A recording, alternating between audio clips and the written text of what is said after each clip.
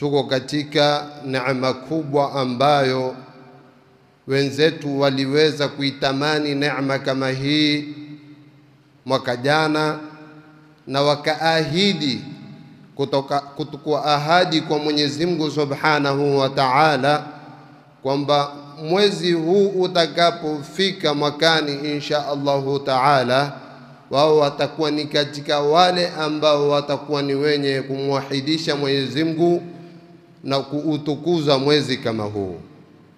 Walakin Mwenyezi Mungu Subhanahu wa Ta'ala hupanga yake.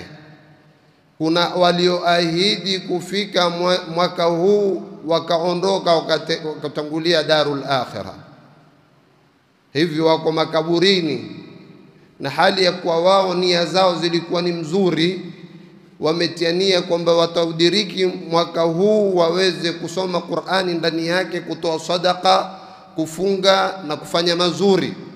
Hawa tayari kwa ajili ya nia zao kwa Mwenyezi Mungu Subhanahu wa Ta'ala walipo kwa kulingana na nia zao.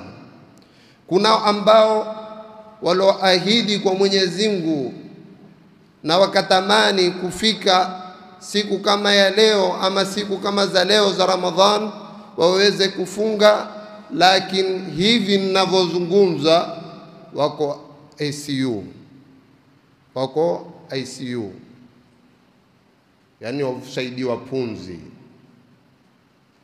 Hii ni hali zote ziko, bali kuna wengine ambao waloingia katika mwezi wa Ramadhani siku ya kwanza tu, ambao ni kisa kilitokea sehemu za Lamu, na ni mazingatio makubwa kwetu sisi ambao tufunga. Ni nini tulichokifanya katika Ramadhan? Bwana mmoja ambaye alikuwa ni jirani yetu tumjua, juzi tu kulienda msaada ya kutolewa chakula, na yeye akawa ni katika miongoni mwa kupewa ile misaada, na akawa ni katika wale wazee wa kutoa shukurani.